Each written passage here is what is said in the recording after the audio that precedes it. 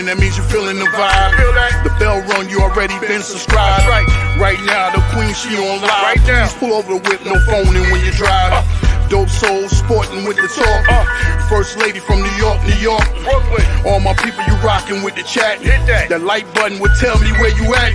You know, step from the MBK. Born and raised up MBK. Hey, real lady, where she holding it down. No matter way how you feel, she gon' greet you with a smile. Sister, you one of a kind. Yes. Oh, sister, it's time you That's shine. Dope soul. Where you at? Where you at? Dope soul. Where you at? Where you at? Dope soul. What? Dope soul. What? Your soul. Where you at? Where you at?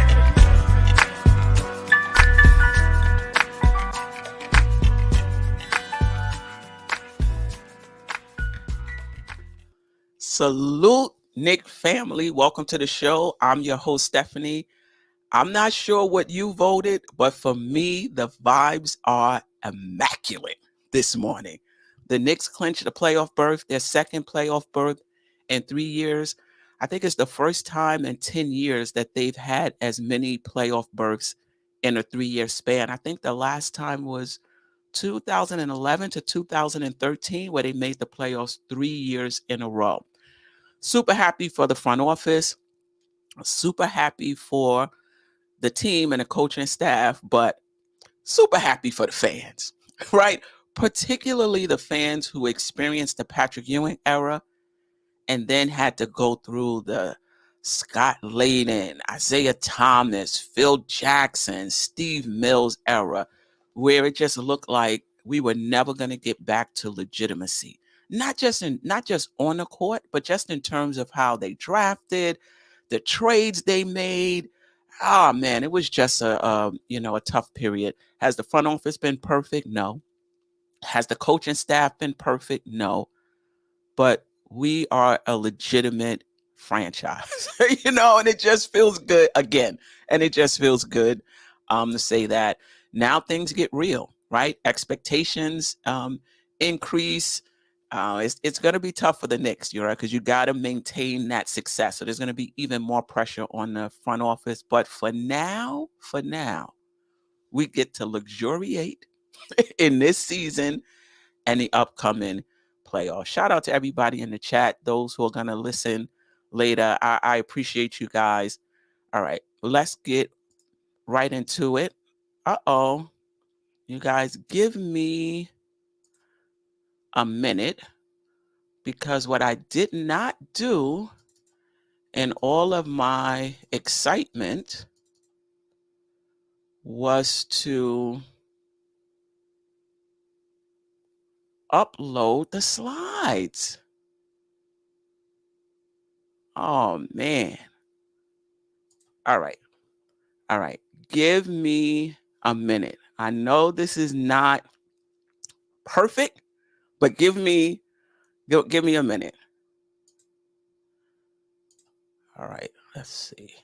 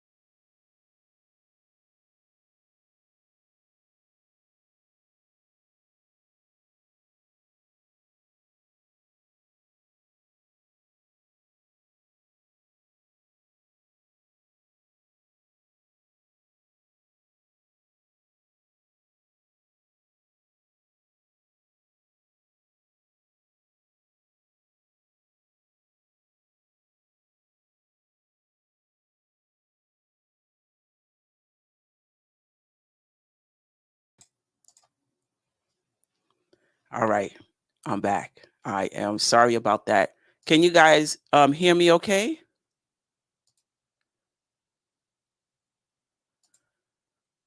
All right, hold on.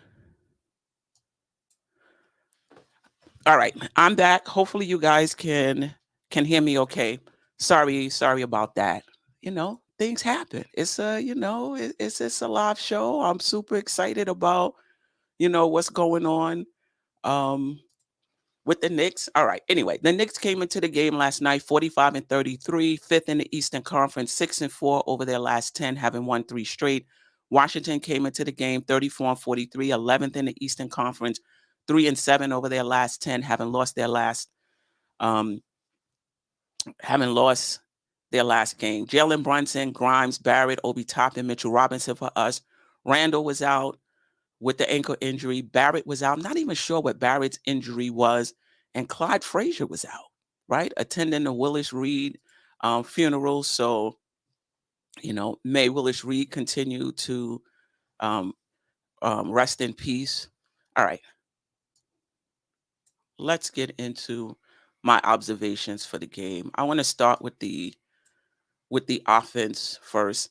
It wasn't a good first half, for the Knicks, to say the least. They trailed for most of the first half. They had 10 first half turnovers. They were down 8 at the half. They shot a respectable 46.7% from the league, just 33% from the 3-point line. This is a shot making league. That's just the bottom line.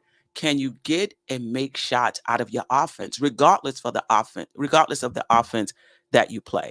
I thought the Knicks did that in the second half. They shot 58% from the field, 47.1% from the 3-point line, well above their season average. As we know, the Knicks are not a good shooting team.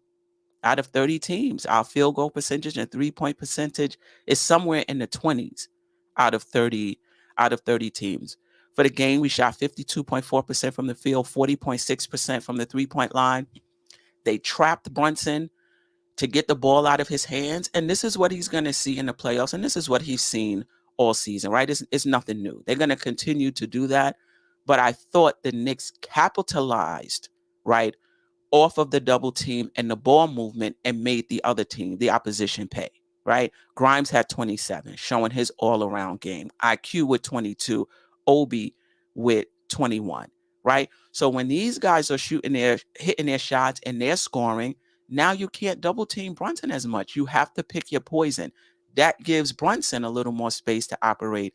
And he had an efficient 27 points, shooting 55%. The Knicks took the lead in the third quarter behind Grimes, had 12 points in that quarter. Brunson had 11, right? And the Knicks played at a faster pace. They got out on the break last night. When you don't have 2 of your starters, you really want to try to get as many points as you can before the opposition is able to set their defense, right? It's going to make it harder. The Knicks usually score about 12 points. Fast break points last night, they had 18. So they were +6. Defensively, not great in the first half. Washington shot 55% from the field and 50% from the 3-point line. I don't even know what they shoot on the season, but I know they're not shooting 55% overall and 50% from 3. But they did that last night against the Knicks in the first half.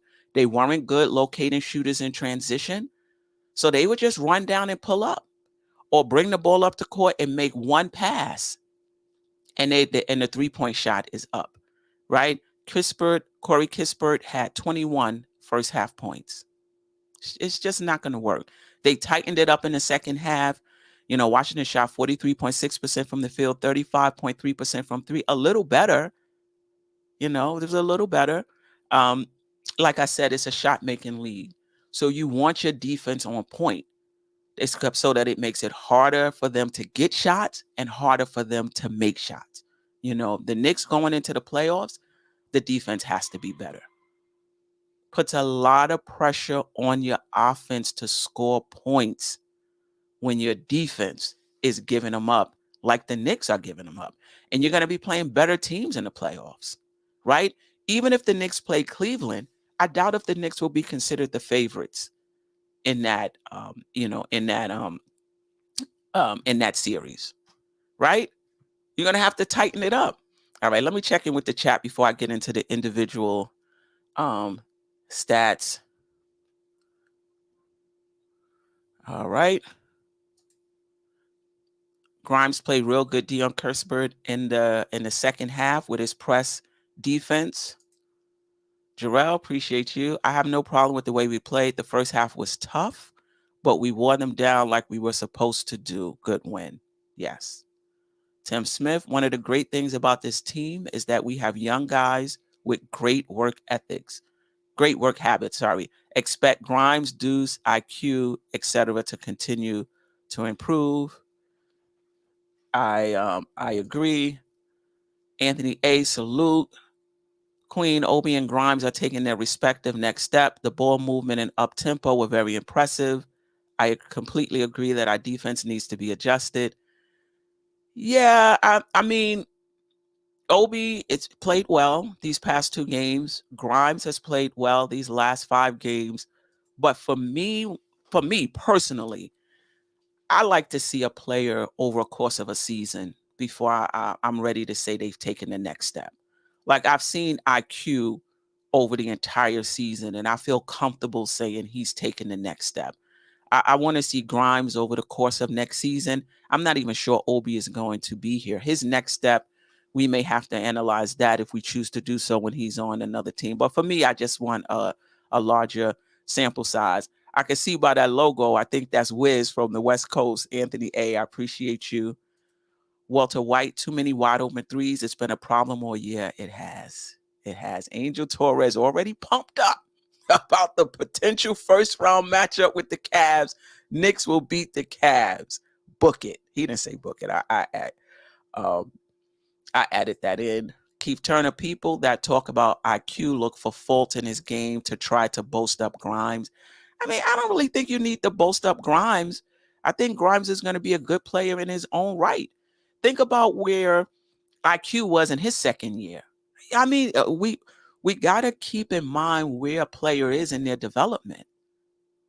You know, IQ at this point in the season last year had way more games. In his second year, had way more games, if I'm not mistaken, played than Grimes had in his 2 years. Right? So, I mean, I think it's okay to be excited about Grimes. IQ was in his 3rd year.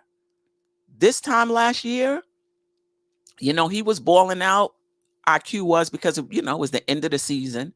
The level of the competition, wasn't that great, some would argue.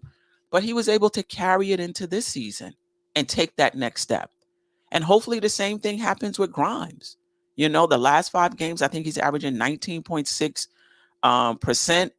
He's shooting 52% from the field, 49% from the 3-point line over the last 5, right?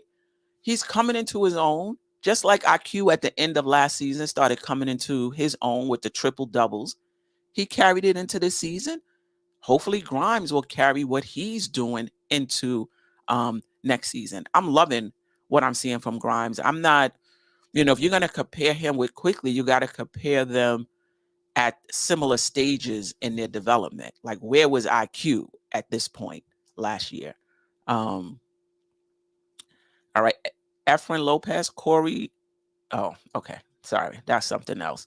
John Levy, appreciate you. Thank you for the super chat. Knicks just need to stay focused. Right. Yeah. Yeah. Definitely. Knicks do need to stay focused. Grimes has only played 110 games. Right? He's going to be good. 110 games. Right? So 82 and 82, that's 164 games. He hasn't played 2 seasons yet. In 110 games, this is what you're seeing from this guy? I don't know. I'm not sure why you're not excited about Grimes. And listen, I get you. Players level off all the time. We were super excited about RJ Barrett, right? Players do level off, right? It's not all the time that a player stays on the trajectory that they are on, right? But if he does, he's going to be a good one. All right, let me see. Anything else? Salute to you, Keith Turner. Wow. The chat is really going in on IQ and Grimes. Okay, all right. I'm gonna let y'all do your thing. All right. I want to talk about the individuals stats again.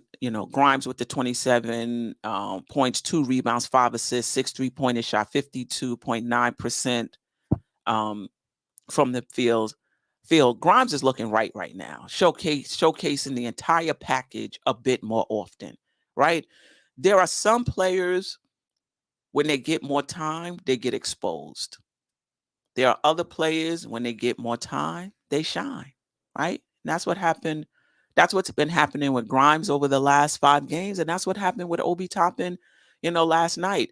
He played 33 minutes. He played the entire second half. He had 21 points, 4 assists, 2 steals, 1 block, 3 3-pointers, shot 60% from the field. He played within the flow of the game. I didn't think he forced anything. He blocked the shot on one end, scored on the very next play on the other end. So it was just super active, last night. Quickly, he shot okay, 44, about 45, 44.5%, but 6 rebounds, 5 assists, 3 steals, only 1 turnover.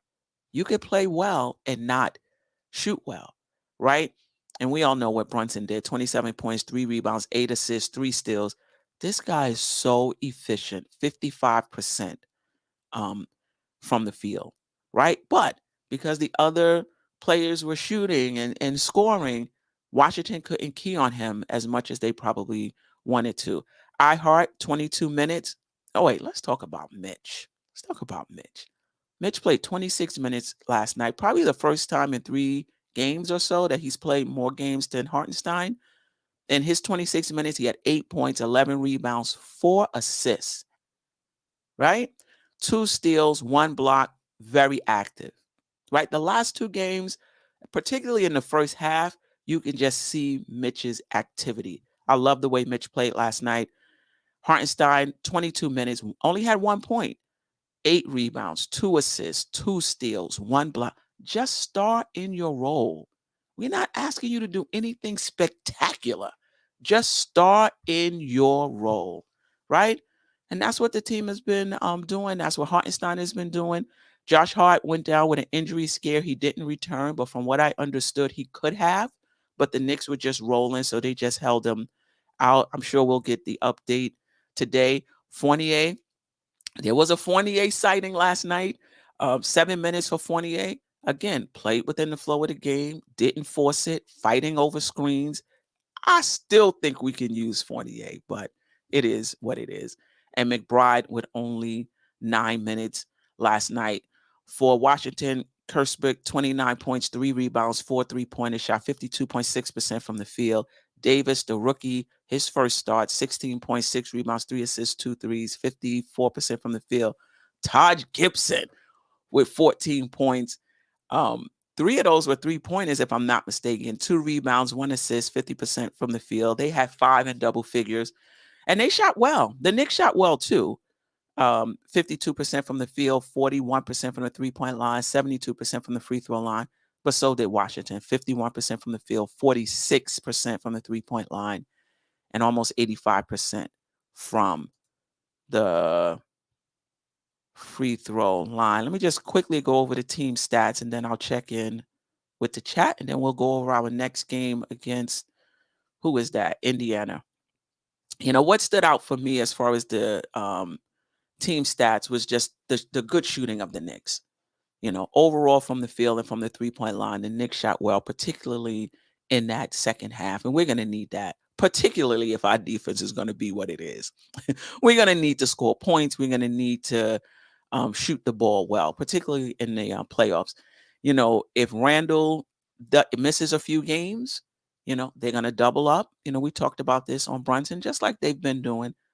The rest of the team has to come through. And if they're shooting like this, I'm super happy. We're going to be successful in the playoffs if the Knicks are shooting like this. The defense still needs work.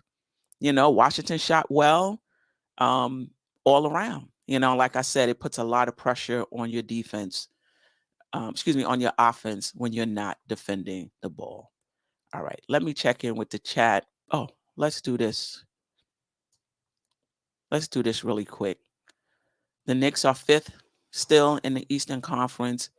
What is that? 2.5 games behind Cleveland, 2.5 games in front of Brooklyn. Unless the bottom falls out, the Knicks should end up in that 5th spot. Cleveland will probably end up in the 4th spot, and that'll probably be the first round matchup for the Knicks.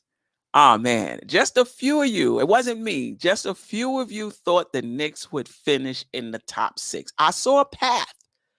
If certain things broke right, the Knicks can finish in the first half, in the top 6, but I wasn't super confident about it coming into the season. But there were a few of you that were. I think Jarrell was one of them.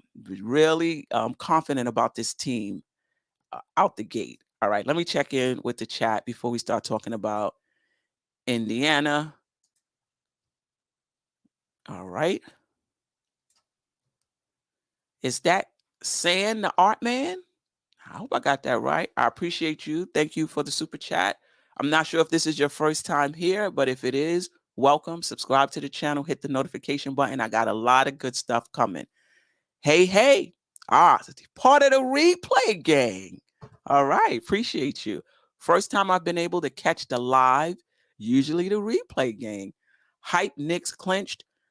Tips has to be able to make adjustments in game in the playoffs and will be fine. I think he will. I think we've seen some good signs this season. But I agree with you. Keep doing your thing, my sister. I appreciate the content. Go Knicks. Hashtag Go Knicks. I appreciate you for sure. Jarrell, he said 6. All right. Angel Torres, I said 47 wins in the NBK pregame show. All right, everybody come out. Everybody who said top 6, 47 wins, some even said 50, come out and take your bow. Josh, a.k.a. Uncle Fulio, Grimes shooting like a seasoned vet. He is, and I really hope it continues in the playoffs because that definitely raises the Knicks' ceiling in the playoffs. D-Plug enemy number 1, I said the Knicks will win 47 to 49 games. All right. Did you? D-Public enemy? All right. Kerry Cox, I said 42 to 47. All right. Jerry Fitz, Knicks D is legit. Knicks are 27-1 when holding teams to 108 or under, 19-32 when they don't. But that's the issue, Jerry Fitz. That is the issue. Can they play consistent enough defense to do that? I agree with you. You can hold a team to 108 points. You're going to win most of your games. But can we do that? That is, that's the question. Pudge Nice, shout out to Worldwide L. He called it and got laughed at. All right. Jerry Fitz, Brunson and Randall is a tough 1-2 punch. If the rest play like they've been playing, the sky's the limit. There you go. And that's all I'm saying. Can we get the support behind those guys in the playoffs? Things tighten up a little bit. You're playing better teams. You're playing a team game after game after game. There's no surprises in the playoffs. None. You're well scouted. They know what you're doing. You know what they're doing. Obviously the coach has to make adjustments, no doubt about it, but the players have to execute and the players have to make shots and defend. I do think scheme is important, but no matter what scheme you do, you run offensively and defensively, the opposition knows what you're doing. They're going to take away that first option, take away even sometimes the second option. Can you come through? Can your third and fourth options or off of the offense, whoever the particular players are, I don't know, but can your third and fourth options come through for you, right? And to your point, Jerry Fitz, if the Knicks are shooting the way they're shooting, right? If they're scoring the way they're scoring behind Randall, if he returns and Brunson, the Knicks are going to be fine. If we don't get that behind Randall and Brunson, I think it's going to be a short series. I really do. So let's just hope that we do Let's just hope that we do get that. Yeah, some people talking about the Mavs. Um, yeah, yeah. How's the poll doing? All right. How are the team vibes this morning? So far, 56% of those in the chat say the vibes are immaculate. 40% said good, and 6% said the vibes are just okay. All right. Um, all right. This is the Knicks versus Indiana. I don't think Indiana is playing. Let me see. Are the Indiana Pacers playing for something? I mean, not that it matters too much. I mean, the Knicks have clinched. They asked Tom if he was going to sit players, and basically he said no. He said if players are nicked up, he will sit them. But you want to be playing your best basketball going into the playoffs. You want to have a rhythm going into the playoffs. So I don't anticipate a lot of rest for the Knicks. Indiana was eliminated. Yeah, Indiana was eliminated. I'm not saying they won't play hard, but usually when you come up against a team that has a lot to play for, you get a bit more effort. Let's see. 34-44, Indiana is 11th in the Eastern Conference, 3-7 over their last 10. They won their last game over their last 10 games, 21st in offensive rating, 29th in defensive rating, 25th in net rating. We've played them twice so far. We've won both games, and we play them 2 games next week, right? This is just the first. The Knicks have clinched the playoffs, at least the 6th seed. They have not clinched the 5th seed, right? So they're still playing for positioning, and they're still playing for rhythm. Who knows if Randall is going to play the next, the first few games of the playoffs? We don't know. So as much as this rotation can have the opportunity to play without Randall and get that rhythm, the better it's going to be.